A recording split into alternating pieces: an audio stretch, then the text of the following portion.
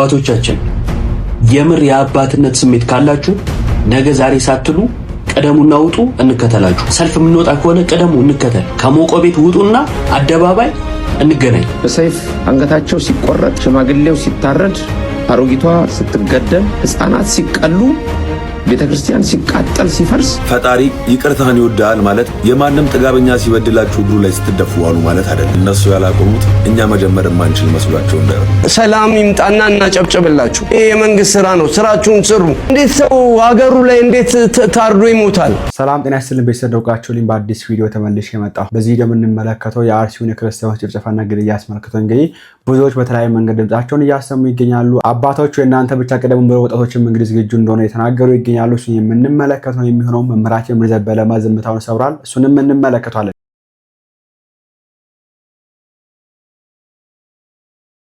መምህራችን ምርዘበለማ ነገር ከሚያችን ፊት እንግዲህ ብዙዎች በተለያየ መንገድ ድምጻቸውን እያሰሙ ይገኛሉና እስቲ አንድ ጊዜ እታችንን ስሟት።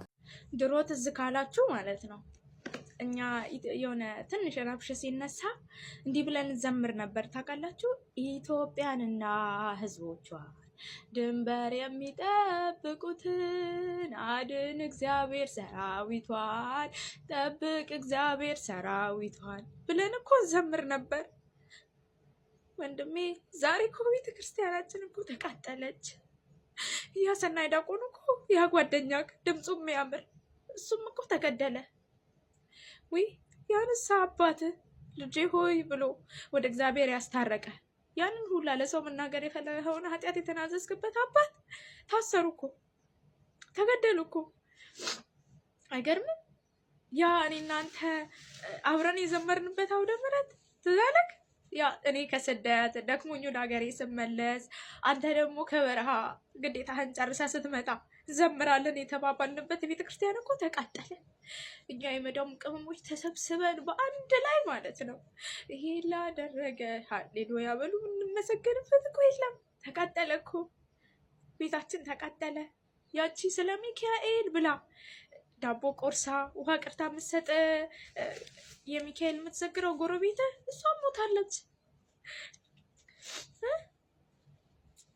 ያ አብረህ ከበሮ ለመምታት የተሽቀዳደምከው ባልሆነ ነገር የተከራከርከው በሰንበት ትምህርት ቤት ምክንያት በቤተ ክርስቲያን ምክንያት የተጣላኸው ጓደኛክ በጣም የምትወደው ማለት ነው እሱም እኮ ሞተ። እኛም እኮ አገራችን ስንገባ ማለት ነው እኛ የመዳም ቅመሞች ተሰብስበን መዘመር እንፈልጋለን።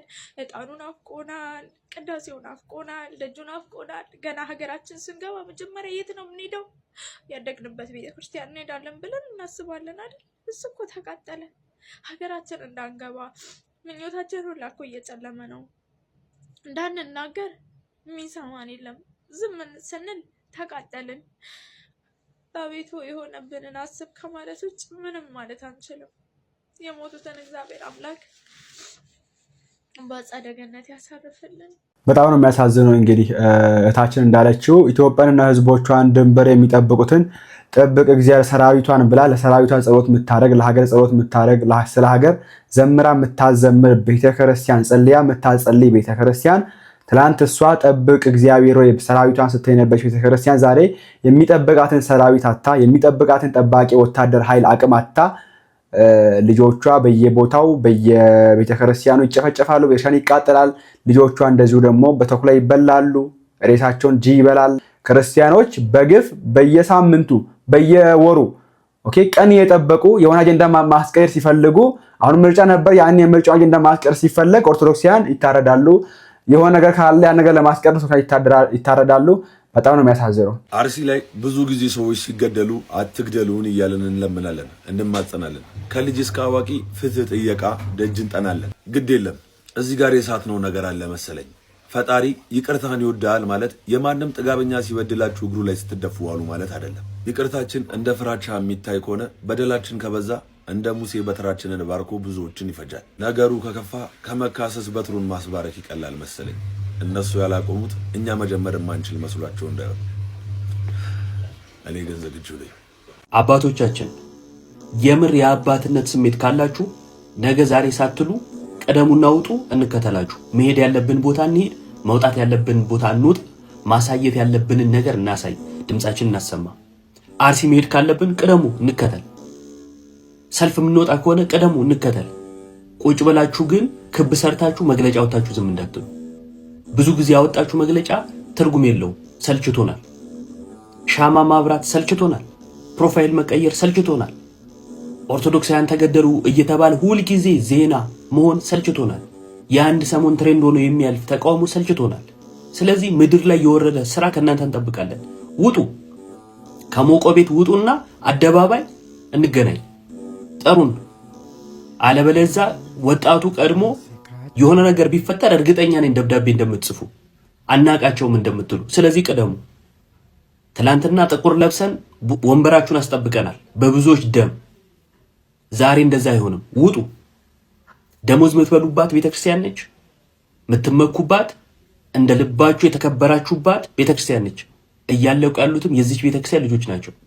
እናንተ ቁጭ ብላችሁ ሌላ የሚሞት ወጣት አንጋብዝም። እኔ በበኩል ያን የሚሰማኝ ፍትህ ልል አልመጣሁም። ባለማተብ ሆነ ኦርቶዶክሳዊ ሆነ ይህን ቪዲዮ ሙሉ ሳትመለከት ሼር ሪፖስት አታርግ የምታልፍ ከሆነ እጅጉን አዝኝባለሁ። አባቶች ሆይ ይህንን ደብዳቤ የምጽፍላችሁ በደስታና በምስጋና ሳይሆን በደምና በእንባ በረሰረሰ ልብ በተሰበረ መንፈስ ነው። ዛሬ በየቀኑ ልጆቻችሁ የመንጋችሁ በጎች ሲታረዱና ሲሰደዱ በቁማቸው ሲቃጠሉ ማየት የዕለት ተዕለት ሕይወታችን ሆኗል። የእግዚአብሔር ማደሪያ የሆኑት ታላላቅ አብያተ ክርስቲያናት በደል አራማጆች ሲያወድሟቸው አመድ ሲያደርጓቸው እያየን ነው።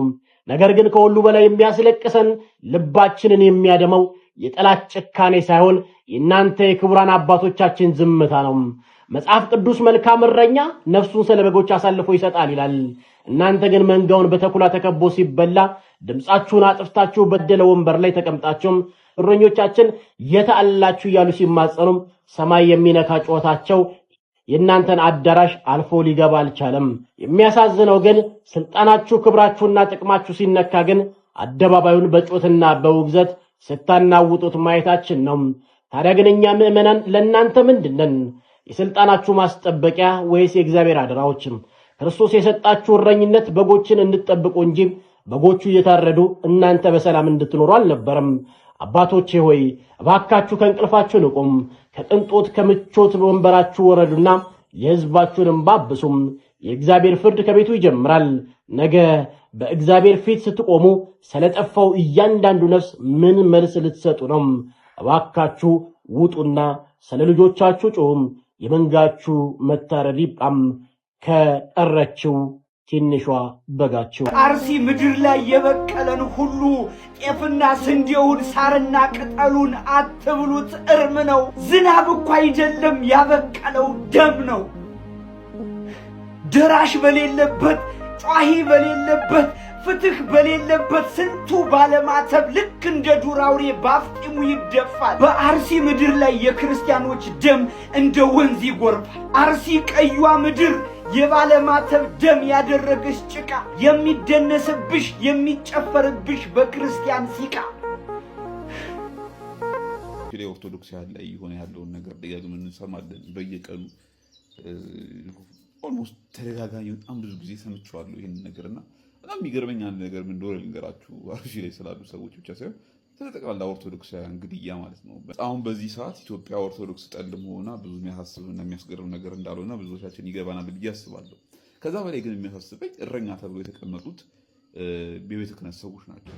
ከዚህ በፊት አንዴ ቤተ ክህነት የመግባት እድል አግኝቼ ነበር በሆነ ጉዳይና አንድ ትልቅ ሌግዠሪ ሆቴል ላይ እንኳን እንደነዚህ አይነት መኪኖችን አታዩም እና በጣም ሌግዠሪ መኪኖች የተሰበሰቡበት ቦታ ነው ቤተ ክህነት። ለማታውቁ ሰዎች ማለት ነው። እኔ ያየሁትን ነው የምነግራችሁና ሁሉ ሀብት ከየት መጣ ምናምን ስል የተመለሰልኝ የነበረው መልስ በሄድኩበት ሁሉ መጠየቅ እወዳለሁ። ምን ልጆቻቸው ምናምን እየሰጧቸው ምናምን ተብሏል። እሱ አይደለም ዋና ሀሳቤ። ለማንኛውም የማንም ጎፈሬ ነው የሚያበጥሩት። ግን ምዕመናቸው እንደዚህ በየቀኑ እየረገፈ ታስቦና ታቅዶበት በተደጋጋሚ ኦርቶዶክሳዊን እንደዚህ ለማጥፋት እየተጣረ በጣም ብዙ ኦርቶዶክሳውያን በየጊዜው መገደላቸውን እየሰማን ቤተ ክህነቱ ግን ግድ ሰጠው። ከዚህ በፊት እናስታውሳለን ስልጣናችን ተነካ ምናምን ብለው ያሰቡ ሰዓት ምን እንዳደረጉ እንደነበር እግዚአብሔር አትርፎን ነው እንጂ በጣም ብዙዎቻችን እንሞት ነበር ያኔ። በእነዚህ ሰዎች ተመርቼ ያኔ ሙቼ ቢሆን ኖሮ በጣም እናደር ነበር። እውነቱን ለመናገር ከሞት በኋላ እንዴት ይኖር ባይኖር ባናቅም ማለት ነው። ግን እስከ መቼ ድረስ ነው እንደዚህ የሚሆኑት? ፈርተው ነው እንዳንል የሞቱ ሰዎች ናቸው። እኔ ጵጵስና የተቀበለ በህይወት ያለ ሰው አላውቅም። ምክንያቱም የቤተክርስቲያን ስርዓት እንደ ሞቱ እንዲኖሩ ተደርገው ተገንዛችሁ ምናምን ነው ስትሞለኩሱት ከዓለም ጋር ያላችሁ ግንኙነት ያበቃል። እውነቱን ለመናገር እና እንደው ፍርሃት ነው ምናምን እንዳለ ምን ይፈራሉ? የሞተ ሰው ምን ይፈራል? እስከ መቼ ድረስ ነው ልጆቻቸውን ለመታደግ እንደው አንድ ቃል እንኳን የማያወጡት ብዬ አስባለሁ። በእርግጥ በተደጋጋሚ ፓትርያርኩ በጣም ብዙ ማሳሰቢያዎችን ሲናገሩ ሰምተናል። ግን ቢሆንም ቤተ ክህነቱ ስራውን እየሰራ አይደለም። ጠባቂ ያለውን አካል ለሌላ ሰው ይጠብቀው ምናምን ብለን መናገር የምንችል ሰዎች ነን ብዬ አላስብም። እውነቱን ለመናገር ኦርቶዶክሲያን እንደ ምዕመን ሊጠብቀን የሚችለው አንድና አንድ ነገር ቢኖር ቤተ ክህነቱ ነው። እሱ ነው እኛን ሊቆጣጠርም ሊያይም ምንም ሊያደርግ የሚችል መገኘቱም ያ ነው ጥቅሙ ብዬ አስባለሁ። እና ቤተ ክህነቱ ስራውን እየሰራ አይደለም። ወዴትም ወደ ማንም እጃችንን እንጠቆማለን ብዬ አላስብም። ልንጠቁም የምንችለው አንድና አንድ ነገር ወደ ራሳችን ቤት ነው። ቤተ ክህነቱ ችግር እስካልተፈታ ድረስ የኦርቶዶክሳውያን ሞት ይቆማል ብላችሁ አታስቡ። የሚቀጥል ነው፣ የተራ ጉዳይ ነው እንጂ ሁላችንም ሟቾች ነን፣ የኦርቶዶክሶች ስለሆንን ማለት ነው። እና መገደላችን የማይቀር ነው፣ ሞታችን ደግሞ ይህ እንግዲህ ወጣቶች በተለያየ መንገድ በዚህ መንገድ ድምጻቸውን እያሰሙ ይገኛሉና እኛ የምናውቃቸው አባቶች ደረታቸውን ለጥይት ሰጥተው ከፊት ለፊት ቆመው ከመንጋው ፊት ለፊት ቆመው እነሱ ከሞቱ በኋላ መንጋው ሞት ካስፈለገ እንዲሞት የሚያደርጉ አባቶችን እንደነ አቡነ ጴጥሮስ ያሉ አባቶችን ነው የምናውቀው። ዛሬ ያሉ አባቶች ግን አላቅም ምን እንግዲህ ቤተ መንግስት ገብቷል ኦልሬዲ። እነሱ ከቤተ መንግስትም አልፏል። እንዲሁም አልፎ አልፎ የቤተ መንግስት ሰዎች ድምጻቸውን ያሰማሉ። አንዳንዶቹ አልፎ አልፎ እንዲሁ ቤተ መንግስት የሚገኙ አባቶች ግን አይናገሩም፣ አልሰሙም፣ እነሱ አላዩም። ሜቢ ካወጡ መግለጫ ያወጣሉ። የሚወጣው መግለጫ ቀን ነው የሚቀየረው፣ ቀንና ቦታ ነው የሚቀየረው። ኦኬ ባለፈው ለአርሲ የወጣ መግለጫ ዛሬ ዙቋላ ላይ ሰው ከሞተ ራሱ መግለጫ ቀንና ቦታ ተቀይሮ ይወጣል። ለዙቋላ ላይ የወጣ መግለጫ ከእንትኑ ውስጥ ከመሳይ ውስጥ የወሰዱ ፖስት ያደርጋሉ። ይሄ ምን መፍትሄ እኮ ያመጣው ለመናገር። ኦኬ ትናንትና ስልጣናችሁ ሲነካ በስልጣናችሁ ሲመጡባችሁ እንደዛ አረጋችሁም እኮ ከሆነ ቦታ ከሆነ መሳይ ውስጥ መግለጫ ወጣችሁ መግለጫ አናበባችሁም እኮ ውጡን አላችሁት እኮ ጥቁር ልበሱ እኮ ያላችሁት ለስልጣናችሁ 3 ቀን ጥቁር ልበሱ ብላችሁ ብዙ ህዝብ በብዙ ቦታ ሞተ፣ ብዙ ወጣት ረገፈ። እንደ ሻሸመኔ ባሉ ሀገራት ስቲል ታስሮ የሚገኙ ሰዎች አሉ በዛ ከዚህ የተነሳ። እናንተ ግን ስልጣናችሁን ለቃችሁ ተነስታችኋል። ግማሾቻችሁ ደግሞ እዛ ቤተ ክህነት ገብታችኋል፣ ግማሹ ቤተ መንግስት ገብታችኋል።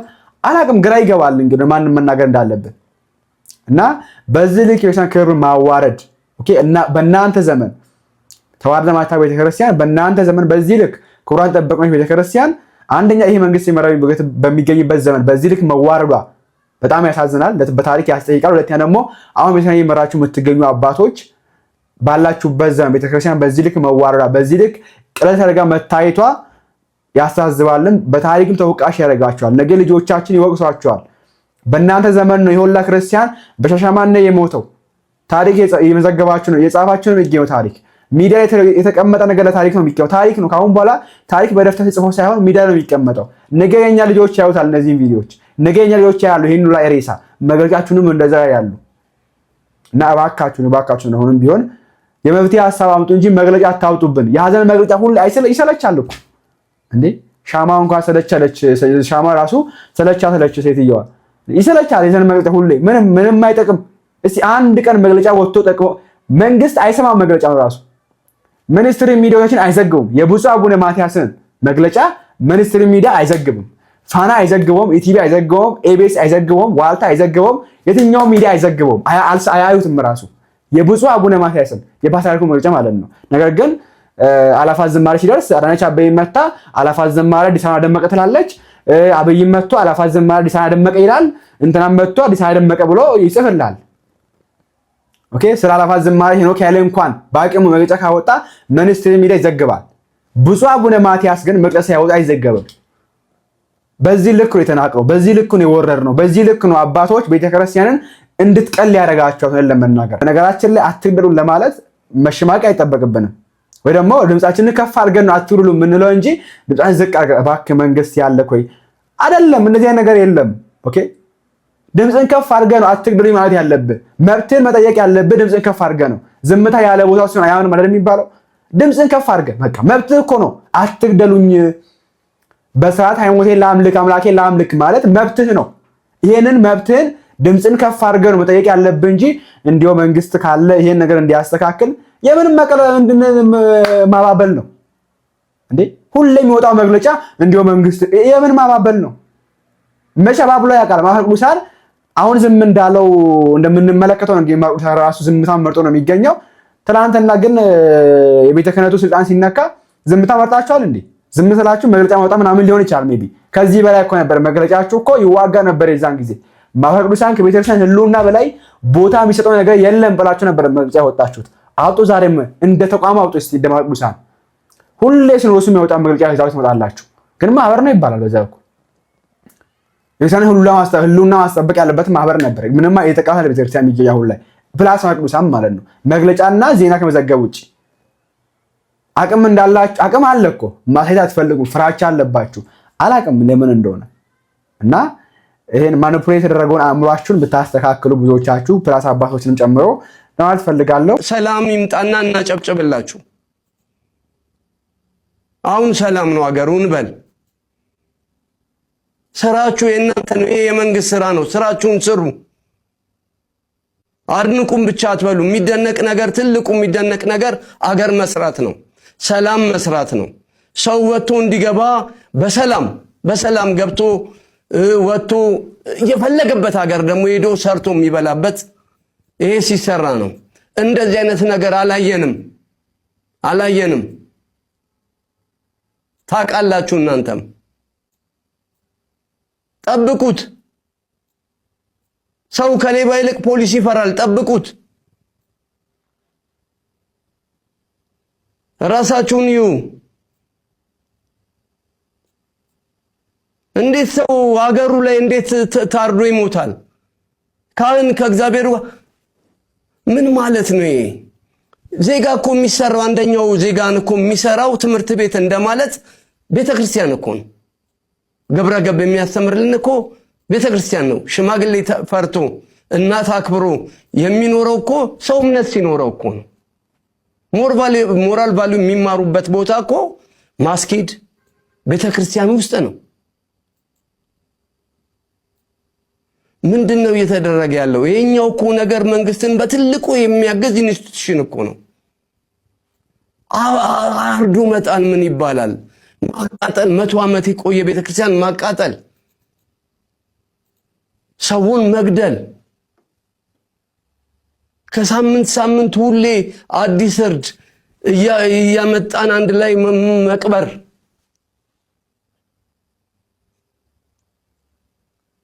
እንዴ ወገኖቻችን እኮ ናቸው፣ እናቶቻችን አባቶቻችን እኮ ናቸው የሚሞቱት። ቸርነት ነኝ ገጣሚ ቸርነት ወርሳሊ ቸርነት። አሁን ብቅ ያልኩበት ምክንያት የእውነት ከፍቶኝ ነው። በዚህ ልክ የሆነ ባለቤት የሌለው ሀገር እስኪመስል ድረስ ምስራቅ አርሲ ምስራቅ አርሲ እንዲህ እየተተነተነ ቦታቸው እየተነገረ ሰው የታረደበትና የተገደለበት ቤቶቻቸው የተቃጠሉበት እየተነገረ መንግስት መንገድ ሰራ እንዲህ ሐዋሳ አሪፍ ሆነች እንዲህ አሪፍ ሆነ ምናምን እንዳላለን በጣም በትልቁ ደግሞ ወገን ሰው ሽማግሌ ካህን እየታረደ ክርስቲያን እየታረደ የሚጣልበት ሀገር ነው። አድርንቀን ሳንጨርስ ሀዘናችን ይበዛል። ባለቤት የሌለው ሀገር ነው የሚመስለው። ምንድነው ከመንግስት አቅም በላይ ሆኖ ነው እነዚህ ሰዎች? አልመሰለኝም። እኔ ምንም ከመንግስት አቅም በላይ ሆኖ አይደለም። ምን ማለት ነው? ሰላም አይቀድምም? ምረቱን ምናምን እንዲናረግላችኋለን ምንም በቃ ሰላም ካልሰራ መንግስት አንደኛው ስራው ሰላም ነው እንዴ? አብረን ለምን አናደንቅም? ከእንትን እኮ መንገድ መሄድ ተጀመረ። ሰላም ሆነ ለምን አንልም? በዚህ መንገድ ላይ ወንድ የሆነ ሽፍታ የለም አሁን ለምን አንልም? ባሎቻቸው ተይዞባቸው ወርቃቸውን ሽጠው ተበድረው ተለክተው ዘመርስ ከምናምን ለምነው 1.5 ሚሊዮን ብር ይዘው ሲሄዱ ፖሊስ ያዛቸውና ወላ ሴቶቹን እነዛ ታስረዋል። ብር ይዘው የሚሄዱትን ደግሞ ፖሊስ ወሰደባቸው ብሩን፣ እነሱንም አሰሯቸው። ምን ሰማው ዜና ሁሌ ክፉ። መንገድ መጠበቅ አልተቻለም። ሰው በሰላም ገብቶ መውጣት አይችልም። እንዲህ ነው የሚሆነው ሁሌ። እንዲሰራንላችሁ ምረጡን፣ ሰላም ስሩለት፣ እባካችሁ ሰላም ስሩለት። የሚታረደው ይቁም። በእምነቱ ምክንያት የሚሞተው ይቁም። ስለዚህ ሰው ስለሚሞተው ሰው የውሸት ሳይሆን የእውነት ከልቡ የእውነት ወጥቶ የሚከላከልለት የሚሞትለት ይቀመጥ ቦታው። ወይ ራሳቸውን እንዲከላከሉ የሚደረገው ነገር ይደረግ። ራሳቸውንም መከላከል አይችሉም። መሳሪያ አልታጠቁም፣ ወር በሆነ ነገር አልተደራጁም። አረመኔ በመጣ ቁጥር ሙት እኛም ማዘናችን እስከ መቼ ይቀጥላል? እስከ መቼ ይቀጥላል? ይሄ ነገር ትክክል አይደለም። የእውነት የሚቀድመው እሱ ነው። ከተማ ከምሰሩ ያደረግነውን ከምናደግ ሰላም ይምጣና እናጨብጭብላችሁ። አሁን ሰላም ነው አገሩን በል። ስራችሁ የእናንተ ነው። ይሄ የመንግስት ስራ ነው። ስራችሁን ስሩ። አድንቁም ብቻ አትበሉ። የሚደነቅ ነገር ትልቁ የሚደነቅ ነገር አገር መስራት ነው። ሰላም መስራት ነው። ሰው ወጥቶ እንዲገባ በሰላም ገብቶ ወጥቶ የፈለገበት ሀገር ደግሞ ሄዶ ሰርቶ የሚበላበት ይሄ ሲሰራ ነው። እንደዚህ አይነት ነገር አላየንም። ታውቃላችሁ እናንተም። ጠብቁት። ሰው ከሌባ ይልቅ ፖሊስ ይፈራል። ጠብቁት። ራሳችሁን ይዩ። እንዴት ሰው ሀገሩ ላይ እንዴት ታርዶ ይሞታል? ካህን ከእግዚአብሔር ምን ማለት ነው ይሄ? ዜጋ እኮ የሚሰራው አንደኛው ዜጋን እኮ የሚሰራው ትምህርት ቤት እንደማለት ቤተክርስቲያን እኮ ነው። ግብረ ገብ የሚያስተምርልን እኮ ቤተክርስቲያን ነው። ሽማግሌ ፈርቶ እናት አክብሮ የሚኖረው እኮ ሰው እምነት ሲኖረው እኮ ነው። ሞራል ቫልዩ የሚማሩበት ቦታ እኮ ማስኪድ ቤተክርስቲያን ውስጥ ነው። ምንድነው እየተደረገ ያለው? ይሄኛው እኮ ነገር መንግስትን በትልቁ የሚያገዝ ኢንስቲትዩሽን እኮ ነው። አርዶ መጣል ምን ይባላል? ማቃጠል፣ 100 ዓመት የቆየ ቤተክርስቲያን ማቃጠል፣ ሰውን መግደል፣ ከሳምንት ሁሌ አዲስ እርድ እያመጣን አንድ ላይ መቅበር።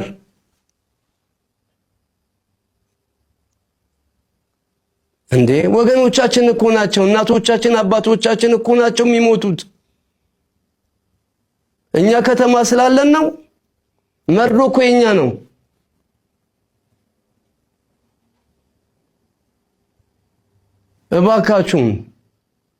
እባካችሁ ስለ ጉልበታችሁ አምላክ ይህን ህዝብ ጠብቁት። ስራችሁን ስሩ። ይሄ መብራት በመብራት አድርጋችሁ እንድናጨበጭብ እንደሱ ብቻ አትፈልጉ። መልካም እሱም መምህራችን ዶክተር ዘበለማም እንዲህ ብለዋል። ለምን ስንል እቺ ታላቅ ቤተክርስቲያን እንደ ታላቅነቷ እየሰራች ነው ወይ? አባቶቼ የሁላችሁም ቡራኬ ድረሰኝ። እየሰራች ነው ወይ? ልጆቿ በሰይፍ አንገታቸው ሲቆረጥ፣ ሽማግሌው ሲታረድ፣ አሮጊቷ ስትገደል፣ ህፃናት ሲቀሉ፣ ቤተክርስቲያን ሲቃጠል ሲፈርስ መሆን ያለበት ዝም ብሎ አዝነናል ብሎ መልእክት ማስተላለፍ አይደለም። ታላቅ ቤተክርስቲያን ናት። ልጆቿን የምትጠብቁት እናንተ ናችሁ። በግድ አልተሾማችሁም። ፈልጋችሁ ነው የተሾማችሁት። እሆናለሁ፣ እሺ እቀበላለሁ ብላችሁ ነው። ሁሌ የተለመደ ጥቅስ አለ። ግብረ ሐዋርያት ምዕራፍ 20 ቁጥር 27 መንፈስ ቅዱስን እናንተን ጳጳሳት አድርጎ ለሾመባት ለዚች ቤተክርስቲያን ለመንጋው ለራሳችሁም ነው የሚለው። ምክንያቱም ቀስ እያለው ይመጣሉ ወደዛ። ይሄ ደግሞ ለመንጋው የማይራሩ ማለት እኮ በስጋም በነፍስም እኮ ነው። በነፍስ ብቻ አይደለም እኮ ስለ ከሃዲያን አላውያን ነው እኮ የሚያወራው። በውስጥም ስለሚነሱ ነፍስንም በመርዝ ትምህርታቸው ለሚገሉ ስጋንም በሰይፋቸው ስለት ለሚገሉ ለነዛ እኮ ነው። እናንተን ጳጳሳት አድርጎ የሾመው ማለት እኮ ቤተክርስቲያኗ ዝም ብሎ ሰዎች ተነስተው መልስ ሊሰጡ ይችላሉ። እኔም ልናገር እችላለሁ፣ ከኔም ሊናገር ይችላል። እኔ በሱ አላምንም። ቤተክርስቲያኒቱ ቅዱስ ሲኖዶስ የተደራጀ ስራ መስራት አለበት። የተደራጀ ስራ መስራት አለበት። መንጋውን መጠበቅ አለበት። መንጋውን ጠብቁ ይላል አይደለም? የመንጋው ሊቅ የሆነው ቅዱስ ጴጥሮስ በአንደኛ መልእክቱ ምዕራፍ 5 ቁጥር 2 እና ቁጥር 3 ላይ ይሄንን የሚለው ኃጢአት እንኳን ሰርተው በደል ሰርተው አሁን የሚታረዱ የሚገደሉ ሰዎች ምንም አይነት ያደረጉት የለም። ጠመንጃ የላቸው፣ መሳሪያ የላቸው። ሰው ላይ ያልዘመቱ ሄደው ሊገሉ አልሄዱ፣ ሊዘርፉ አልሄዱ። ባሉበት ነው ወደ የሚገደሉት በአብዛኛው። በኦሪት ዘጸአት ምዕራፍ 32 ቁጥር 32 ላይ ሙሴ እስራኤል ጣዖት ሰርቶ በሊቀ ካህናቱ በአሮን አማካኝነት እግዚአብሔርን በድሎ ሳለ የተሰጠው እንኳን ጽላት ከእጁ ተሰብሮ በዚህ ሁኔታ ውስጥ እንኳን እያለ ሊቀ ነቢያት ሙሴ ህዝቡ ኃጢአት ሰርቷል፣ አምላኬ ኃጢአት ሰርቷል፣ በደል ሰርቷል፣ ግን አታጥፋቸው፣ ሙሴ አጠፋቸዋለሁ፣ እነሱን ከምታጠፋቸው አምላኬ እኔን ከሕይወት መጽሐፍ ደምስሰኝ። ለመንጋው እንዲህ አይነት እረኛ አለ። ዳዊት እረኝነቱ ላይ አይደለም ለሰው ለበግና ለጠቦቶቹ እኮ ከአንበሳና ከነብር ጋር የደረሰበትን እኮ እናውቃለን። እረኝነት እኮ አንድን ክርስቲያን በስጋም በነፍስም ነው። የኢትዮጵያ ኦርቶዶክስ ተዋሕዶ ቤተክርስቲያን ቅዱስ ሲኖዶስ የሚመለከተው ክፍል ሁሉ ዝም ብሎ ስብከት ላይ ታቦት ወጥቶ እንዲሁ ዝም ብሎ መናገር አይደለም። ተራም ነገር አይደለም ካፋችሁ የሚጠበቀው። በፍጹም ተራ ነገርም አይጠበቅም። እኔ በዚያ ምን አለው አውቃለሁ። ለምንድን ነው የተደራጀ ስራ የማይሰራው? ዝም ብሎ እኮ ጾም ማወጅ አይደለም፣ መነጋገር ነው። ከመንግስት ጋር መነጋገር ነው። እዛ አካባቢ ካለው ኃላፊዎች ጋር መነጋገር ነው። ቤተክርስቲያናችን እንደሆነ የመንግስትን ስትራክቸር ነው አይደል እየተከተለች የምትሄደው። ክፍለ ሀገር ሲባል ክፍለ ሀገር፣ ዞን ሲባል ዞን፣ ክልል ሲባል ክልል። በዚህ መንገድ ነው የምንሄደው። ይሄ እኮ ለመነጋገር እንዲያመች ነው እኮ አይደለም እንዴ? ለስራው ቅልጥፍና ነው የተደረገው። ስለዚህ ዛሬ ተናግረን መርሳት፣ ተነጎዳ ተናግረን የምንረሳው ጉዳይ አይደለም መሆን ያለበት። ይሄ እጅግ በተጠና መልክ ምን ሊደረግ ይችላል ተብሎ መንጋው መጠበቅ አለበት። በነፍሱም በስጋውም ነው የሚጠበቀው። ከጠዋት እስከ ማታ እኮ ትምህርት ሲማሩ አይቷቸው አዘነላቸው ይላል እኮ እርቧቸው። እንዌስ እናንተም እንግዲህ በዚህ ጉዳይ መፍትሄ አሳምጡት ካላሳችሁን በኮሜንት ላይ አስሩልኝ። በቀጣዩ ደግሞ መለሳለሁ። እንግዲህ አዲስ ነገር ካለ ይዤላችሁ ቀርቡ ነው የሚሆነው። እግዚአብሔር አምላካችን እንግዲህ የሞቱ ነፍሳትን ነፍሳቸውን ደመ ሰማያት ይቀበላቸው፣ ደማቸውን ከነሱ ምርጥ ያሳትፈን። እንደዚሁም ደግሞ ሞታቸውንም እግዚአብሔር አምላካችን እንግዲህ በህይወት ያሉት ስደት ላይ የሚገኙትን በነገራችን ላይ 30 ምናምን ሰው ነው የሞተው። 30 ምናምን ሰው 37 ሰው ሞታል። 37 ሰው ሞታ ማለት 37ቱ ሰው ልጅ ያለው አለ፣ ሁለት ሶስት ልጆች ያሉት አለ፣ እናት አለች ልጆች ያሏት፣ አባት ያለው ልጅ አባቶቹ የሚወዱት ልጅ አለ። ይሁላው ነው የሞተው። አንድ አባወራ ሞተ ማለት ሜቢ ያ አባወራ ሁለት ሶስት ልጆች አሉት። ሁለት ሶስት ልጆች ያለ አባት ቀሩ ማለት ነው። ክርስቲያን ስለሆኑ ብቻ እናት ከሞተች ሁለት ሶስት ልጆች አሏት። እነዛ ልጆች ያለ እናት ቀሩ ማለት ነው። ፕላስ ደግሞ ከ130 ምናምን ቤቶች ተቃጥለዋል። ከ130 በላይ ቤቶች ተቃጥለዋል። 130 ቤት ተቃጥለዋል ማለት አንድ ቤት ውስጥ ቢያንስ 4 ሰው እንኳን ይኖራል ብለን ብናስብ ከ1000 በላይ ኦርቶዶክሳውያን አሁን ላይ ስደት ላይ ነው የሚገኙት። ቤት የላቸውም። ቤት አልባ ሆነዋል በአንድ ሌሊት። ይህን ነገር ነው መንግስት እንግዲህ ምን ማድረግ ያልቻለው አለው ይላል። ነገር ግን ምርጫ ይካሄዳል። ነገር ግን ይሄ ባለበት ሁኔታና ባካችሁ ነውም ቢሆንም የመፍትሄ ሀሳብ ካላችሁ ኮሜንት ላይ አስቀምጡልኝ። የሚመለከታችሁ አካላትም ዝምታን አትምረጡ ባካችሁ። መናገር ብቻ ማለት ተናገሩ፣ ዝምታን አትምረጡ ስንባይዘው ተናገሩ ያለ የምንገኘው መፍትሄ አምጡን ያለ የምንገኘው። መናገራችሁ ምንም አይጠቅመንም፣ ከዝምታችሁም አይሻልም። ዝምታችሁ ይሻላል፣ እንዲሁም ይወጋል። የአንዳንድ ሰው ንግግር ይወጋልና መፍትሄ ሀሳብ ብታዙ አስፈልጋለሁ። እግዚአብሔር አምላካችን ሀገራችን ሰላም ያድርግልን። ቸር ቆዩልኝ።